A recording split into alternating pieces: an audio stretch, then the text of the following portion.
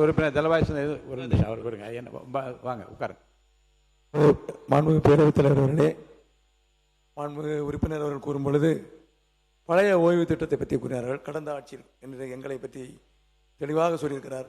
அவருக்கு இந்த பழைய ஓய்வு திட்டம் எங்கிருந்து வந்தது என்பதற்கு தெரியுமா தெரியாத முதல் காரணமாக பாராளுமன்றத்தில் மாண்புமிகு பாரத பிரதமர் வாஜ்பாய் இருக்கும் பொழுது 3 நாள் இதற்காக டிஸ்கஷன் நடந்தது. அப்பொழுது இவர்கள் என்ன செய்து கொண்டிருந்தார்கள்? மாண்புமிகு அம்மா அவர்கள் இதற்கு எதிர்ப்பு தெரிவித்தார்கள். இருந்த போதிலும் இவர்கள் தேர்தல் அறிக்கையிலே நாங்கள் ஆட்சிக்கு வந்தால் பழைய ஓய்வு திட்டத்தை கொடுப்போம் என்று கூறினார்கள். அதனுடைய விளைவாக தான் இந்த வரிசையில் வந்து உட்கார்ந்திருக்கிறார்கள். மாண்பு உறுப்பினர் நீங்க தொடர்ந்து பேசி முடிக்கலாம். நீங்க பேசி முடிச்சிருங்க. நான் அந்த பாயிண்ட்டுக்கு போகல, டைம் எடுத்துக்கீங்க. மாண்பு பேரவைத் தலைவர்களே, இப்போ ஏற்கனவே இந்த உறுதியளிக்கப்பட்ட இந்த திட்டம் ஏற்றுக்கொண்டு எங்களுடைய முதலமைச்சருக்கு OMC பாராட்டு கூட்டமே நடத்தினார்கள். நான் எதுக்காக சொல்ல வரேன்னு சொன்னால், அதையும் ஏற்றுக்கொண்டார்கள். கடைசியாக என்ன கேட்டாங்கன்னா, இந்த எங்களை 10% வந்து நீங்கள் வந்து பண்ண சொல்லுங்கள், இது எடுத்துடணுமேன்னு கேட்டாங்க. நான் சொன்னேன் 26, 27 தேர்தலுக்கு பின்னால் முடிந்தால் முதலமைச்சர் சொல்லி கன்சிடர் பண்ணுறோம், எடுத்துறோன்னு சொல்லலை. அவருடைய கவனத்துக்கு கொண்டு ஏதாவது முடிக்கிறோம் என்ற அழைப்பில் சொன்னால் அதிகாரி அரசு அலுவலர்கள்லாம் நிம்மதியாக போனாங்க. இந்த நேரத்தில் தான் தேர்தல் வந்தது. இப்போ தேர்தலில் வந்து நல்லா அழகாக இருக்குது. எனக்கு ரொம்ப இந்த புக்கை ரொம்ப பிடிச்சிக்குது. என்னன்னா, எனக்கு ரொம்ப திருக்குறள் ரொம்ப பிடிக்கும். எனக்கு பொதுவாகவே நான் திருக்குறளை வைத்தே நான் ஒரு புத்தகம் வெளியிட்டால் எல்லாம் தெரியும் கொடுக்கலாம்.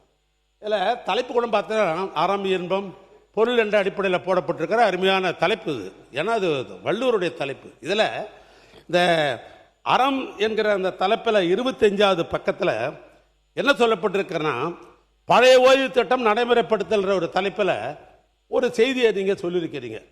திமுக அரசு கொண்டு வந்துள்ள தமிழ்நாடு உறுதியளிக்கப்பட்ட ஓய்வு திட்டத்தை தவிர்த்து ஒழிக்கப்பட்டு அரசு ஊழிய கோரிக்கையை முழுமையாக பழைய ஓய்வு திட்டம் கனிவுடன் பரிசீலிக்கப்படுன்றீங்க.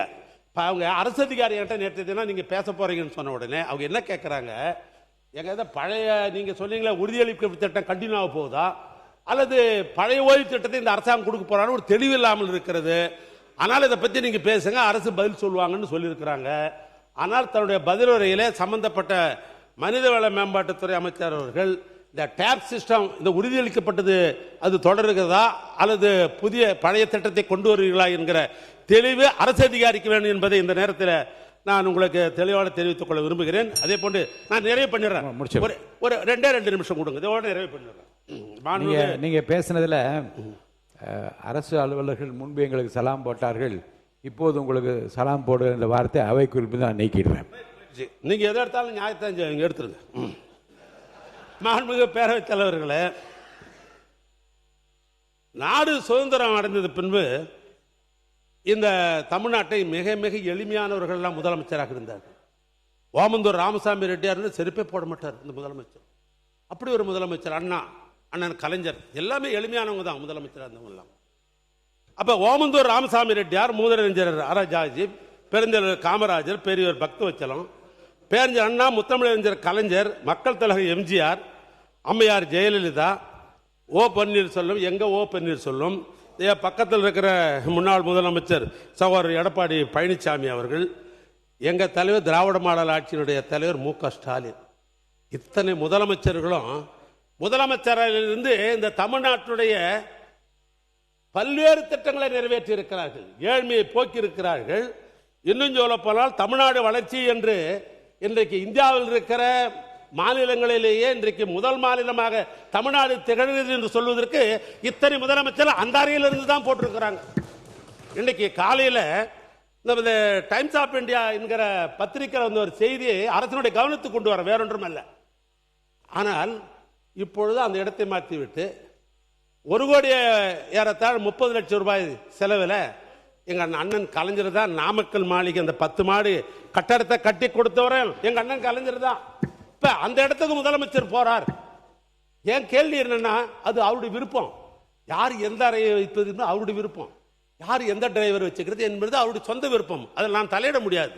ஆனால் இவ்வளவு திட்டங்கள் எல்லாம் இந்த நாட்டுக்கு கொடுத்த அறை இப்படி இருக்கிற பொழுது எங்க அண்ணன் கலைஞர் கட்டிருக்கிற அந்த அறைக்கு போறார் என்பதில் எனக்கு தனிப்பட்ட ஒரு விதத்தில் மகிழ்ச்சி தான். இது பிரிட்டிஷ்காரன் கட்டது, அது தமிழன் கட்டது, அதில் ஒன்றும் மாற்றம் இல்லை. ஆனால் இன்றைய தினம் டைம்ஸ் ஆஃப் பத்திரிகையில் என்ன செய்தி வந்திருக்கிறது சொன்னால், இந்த டைம்ஸ் ஆஃப் பத்திரிகையில் 5.54 கோடி ரூபாய் மதிப்பிலான இந்த டெண்டர் ஆன்லைனில் விடப்படவில்லை, இந்த டெண்டரில் ஏதோ ஒரு கோளாறு இருக்குதுன்னு டைம்ஸ் ஆஃப் இந்தியாவில் கொடுத்துக்கிறாங்க.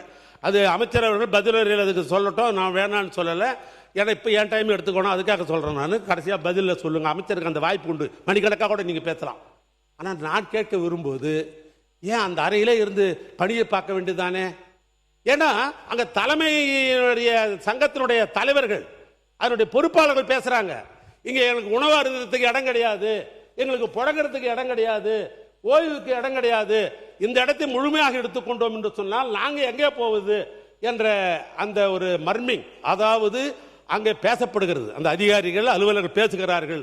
அதையும் முதலமைச்சருடைய கவனத்திற்கு இந்த ஆட்சிக்கு கொண்டு வர நான் விரும்புவது, நீங்கள் எப்பவுமே இந்த டெண்டர் விஷயத்தில் நாங்கள் பியூரிசி என்று நாங்கள் சொன்னீங்க. ஆனால் டைம்ஸ் ஆஃப் இந்தியாவில் இன்னைக்கு பக்கம் பக்கமாக இந்த டெண்டர் விஷய பணிகள்லாம் நடந்த பின்பு இப்போ ஆன்லைன் டெண்டர் என்று போடப்பட்டிருக்கிறது என்றெல்லாம் பத்திரிகையில் வந்த செய்தியை மட்டும் உங்களுடைய கவனத்துக்கு கொண்டு வந்து, மாண்புமிகு பேரவைத் தலைவர்களே, நிறைவாக ஒரு குரலை சொல்லி நான் முடிக்கலாம் என்று நான் கருதுகிறேன். சூற்றி முடிவு துணை செய்தல் அத்துணிவு தாட்சியுள்ள தாங்கள் தீது அப்படின்றார் வள்ளுவர். சூற்றி முடிவு துணிவைதல் அத்துணிவு தாட்சியுள் தாங்கள் தீதுன்றார். நான் சொல்லல, ஐயன் வள்ளுவர் எழுதுனது. அது ஒரு செயலில் ஈடுபாடு முடிவெடுப்பதற்கு முன்னால், ஒரு செயலில் ஈடுபட்டு முடிவெடுக்க முன்னால் அச்செயல் விளையும் சாதக பாதங்களை பற்றி ஆராய்ந்து முடிவெடுத்திருக்க வேண்டும். அப்படி முடிவெடுத்த பிறகு காலம் தாழ்த்துவது, இயக்கம் எப்போ முடியாது, 3 மாதம் சென்று தான் முடியும், 6 மாதம் சென்று தான் முடியும், 2 வருஷம் சென்னாதான் முடியும் அப்படின்னு காலம் தாக்குறோம் பார்.